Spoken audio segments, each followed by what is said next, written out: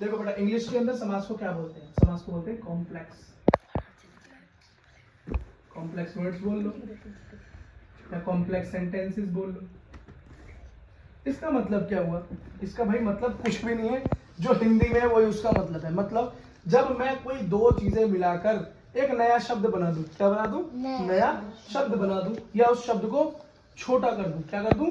छोटा कर दूं। ठीक है, जैसे कि आजकल ही इसको क्या बोल देते हैं? ऐसे लिख देते हैं, ही और डैश डाल देते हैं। ठीक है, आई हैव को क्या डाल देते हैं? आई वी ई डाल देते हैं, है ना? देखा या नहीं देखा तुमने? आई विल को क्या लिख देते हैं? आई डॉट विल डाल देते हैं। ठीक है, ये तो वैसे भी छोटा हुआ ही नहीं, पर डाल देते हैं ऐसा। पर ऐसा क्यों करते हैं? तो बहुत देखा हमने, 9th वालों ने, 10th वालों ने अपने एग्जाम्स में, और 11th में जो इंग्लिश के एग्जाम थे उन्होंने देखा है अब लैंग्वेज एग्जाम वाले यही यूज करने लगे हैं। पहले नहीं करते थे। पहले बेटा वो पूरी सेंटेंस लिखते थे। आई हैव को प्रॉपर आई हैव लिखते थे, आई डोंट को प्रॉपर आई डोंट लिखते थे, आई डिडंट को आई डिडंट लिखते थे या डिड नॉट लिखते थे। लेकिन आज क्या लिखते हैं? डिडंट। क्या लिखते हैं? देखो क्या लिखते हैं, ये लिखते हैं आई डिड नॉट को वो क्या लिखने लगे हैं आजकल? डिडंट लिखने लगे हैं। समझ रहे हो? ऐसा लिखने लगे हैं। और आई विल को जैसे मैंने यहाँ लिखा है, इसकी और शॉर्ट फॉर्म क्या बनेगी? इसकी शॉर्ट फॉर्म बनेगी आई डबल एन। ठीक है, आई डबल एन, आइल।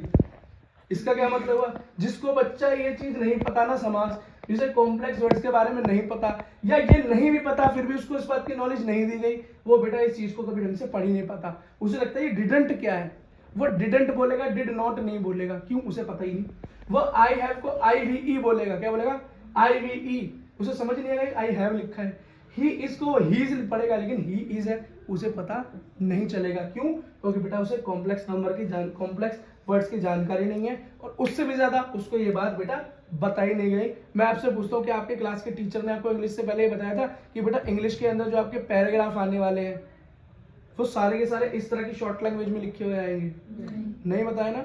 और उसके बाद आपको ऐसा ही देखने को मिला है नहीं मिला इंग्लिश का पेपर? इसी क्वेश्चन भी इसी भाषा में पूछे गए थे ना। तो बेटा जो बच्चा जानता ही नहीं है, जिसे टेंस ही नहीं पता, उसे हैव हैज ही नहीं पता, तो बेटा उसके लिए तो पहले हैव और हैज पे पहुंचना जरूरी है, और उसके बाद वो शॉर्टकट पे पहुंचे ये जरूरी है।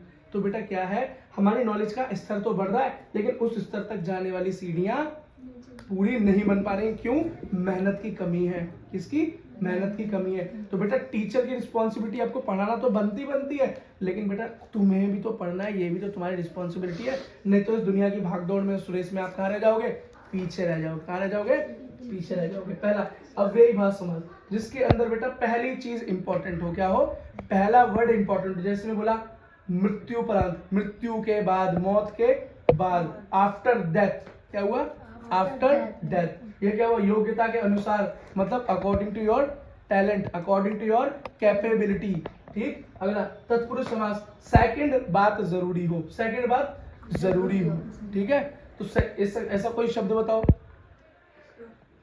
ऐसा कोई शब्द बताओ इसमें दूसरा वर्ड जरूरी हो, पद जरूरी हो, सेकंड फर्स्ट ना हो। इतना इंपॉर्टेंट बेटा। श्री और राम के अंदर दोनों ही जरूरी हैं। श्री का मतलब माँ सीता होता है, राम का मतलब राजा राम होता है। तो श्री भी नहीं हटा सकते और राम भी नहीं हटा सकते। समझ गए? तो श्री भी जरूरी है और राम भी जरूरी है, क्योंकि श्री का मतलब भी माँ लक्ष्मी होता है और वही माँ सीता है। तो श्री राम में आप दोनों को अलग ही नहीं कर सकते, दोनों एक है। ठीक है, तो कौन सा समास हो गया? श्री राम, जिसमें दोनों जरूरी है, द्वंद्व समास हो गया। कौन सा हो गया?